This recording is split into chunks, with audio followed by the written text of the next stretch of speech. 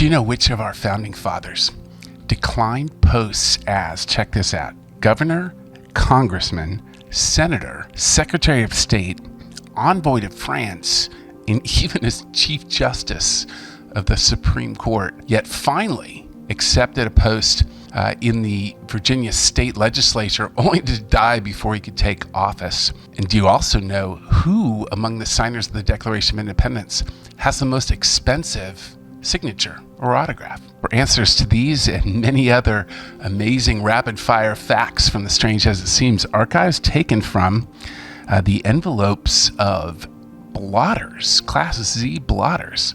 Stay tuned for this episode of Strange as It Seems.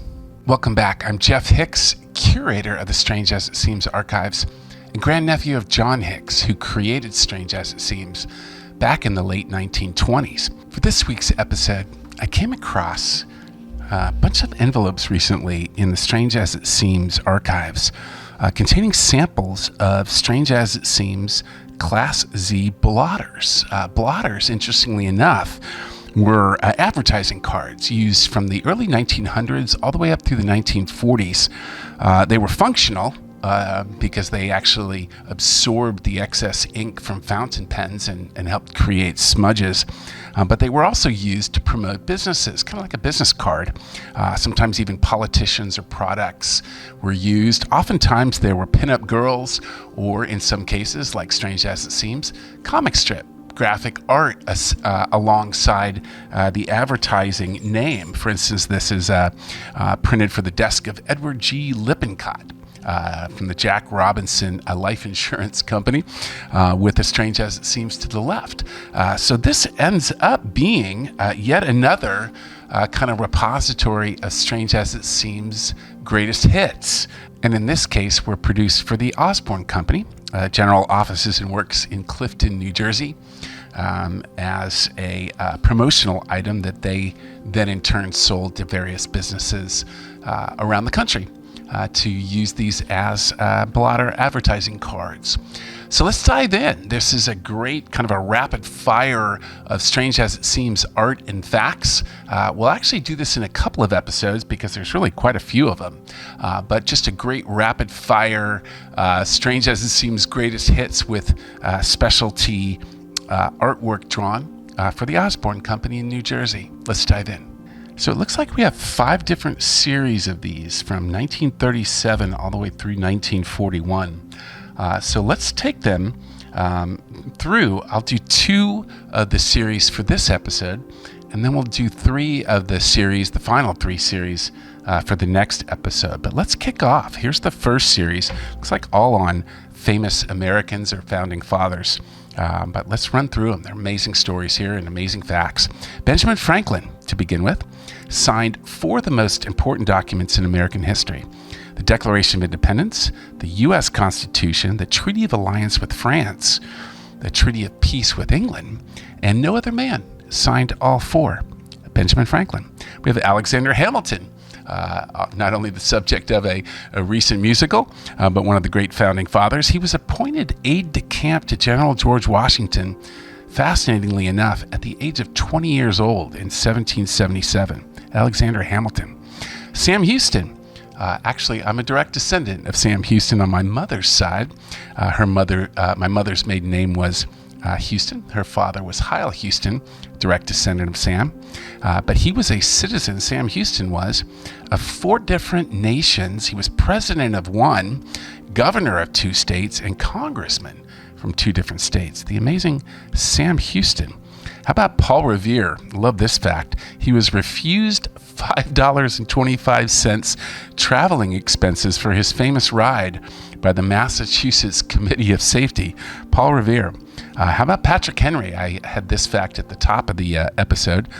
He was the man who, incredibly enough, he declined posts as governor of Virginia, congressman from Virginia, U.S. Senator, Secretary of State. He even declined being Chief Justice of the Supreme Court, as well as U.S. envoy to France. After all of that, he then finally accepted a seat in the Virginia state legislature, but died before he could take office. Strange as it seems, Patrick Henry. How about the outlaw hero, Ethan Allen? also a furniture chain. Ethan Allen was a revolutionary leader of the Green Mountain Boys, and as such, he was declared an outlaw by New York in 1771 with a $750 reward offered for his capture. Ethan Allen. Then there's John Paul Jones. He was a naval officer for 4 different nations and refused admiralship from another. He engaged in 48 sea battles without a single defeat. John Paul Jones. Then there's Francis Scott Key, who wrote the Star-Spangled Banner. He could neither play any musical instrument, or sing. Crazy. Francis Scott Key. And then Thomas Jefferson. This is an amazing list. I can't read them all, but he was kind of the American Leonardo da Vinci. He had amazing achievements across an extraordinary number of fields, from art, architecture, to meteorology, music, astronomy, medicine, drafting, botany, paleontology, on and on. He could read Greek, French, Spanish, Latin, and Italian. The amazing Thomas Jefferson. How about the Addams Family, not the TV show, but the amazing and illustrious Addams Family of early America? They were founded, the whole family was founded by a Massachusetts farmer whose entire estate was worth less than $400. But members of the family have included 2 U.S. presidents, 2 candidates for vice president, a governor of Massachusetts, a railroad president, a brigadier general, 2 signers of the Declaration of Independence, a secretary of the Navy, noted writers, financiers, and leaders in almost every walk of life. The amazing American Addams Family.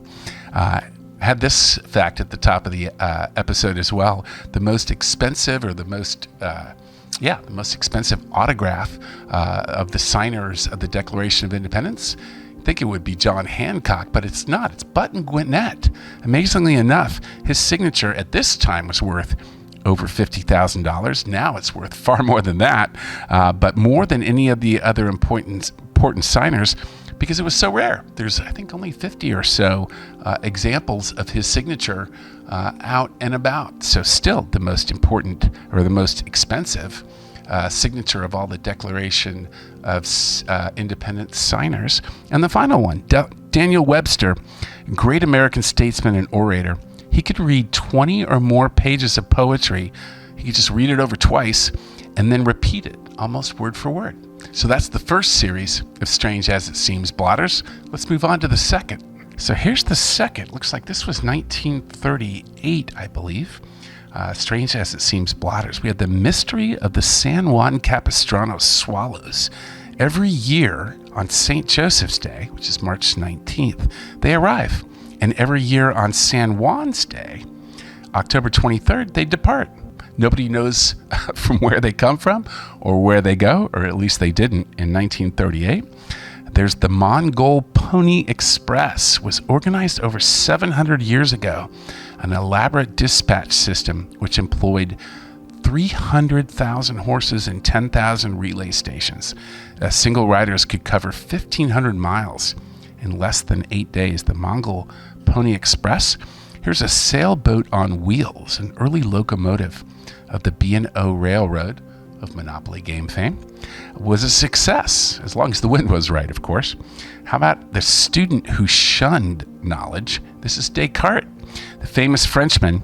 He made an honest effort to forget everything he had learned, but instead became one of the most learned men of all time. The singing Emperor Nero received $37,000 for a single performance, and he hired 5,000 people to applaud him.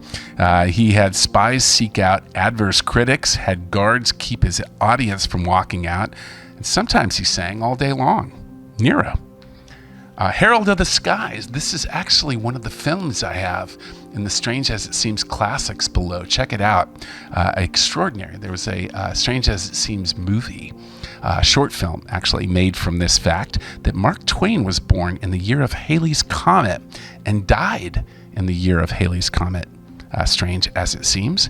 The man who saw beyond the horizon, Botneau, a minor French official at Mauritius, predicted without error the approach of ships that were still beyond the horizon, and he never could explain his own ability. Crazy. How about the man who couldn't lose, Timothy Dexter? Made a fortune buying worthless stocks and added to it by shipping mittens and bed warmers to the tropics. Guy made money even shipping coal to Newcastle. Crazy. Timothy Dexter. Did you know that fingerprints were used for identification 1,400 years ago back in China? America's Liberty Bell was once sold for junk, amazingly enough, and left unclaimed by its purchasers, being completely worthless in 1828. Did you know that you can move an entire ocean with your little finger? Like any other body of water, the ocean consists of a continuous sheet. If a single particle is set in motion, the entire ocean must respond. Fascinating physics fact here. A complete system of circulation exists in the ocean. Consequently, vertical or horizontal movement of any of its water is definitely related to the rest of it. Amazing. And the final one from this second series, although well and healthy, Mrs. Mary Wickham from Tipton, Iowa, spent 40 years in bed to keep a vow. Amazing. In 1890, Mrs. Mary Wickham vowed she would remain in bed for the rest of her life, and she kept that vow until her death in 1930. In the last few years of her life, no one but herself remembered the reason for her strange bed penance. Even unto death, she refused to divulge the secret. As strange as it seems. Well, that wraps up this first episode of the Strange as It Seems Blotter advertising cards. If you like content like this, strange and unusual facts from history, science, nature, famous people, not so famous people, forgotten people, please hit the bell to subscribe. Like, follow, leave a comment, and join us next week. We'll go right back into this Blotter series and finish off the 3 other series left from the Strange as It Seems Blotter series.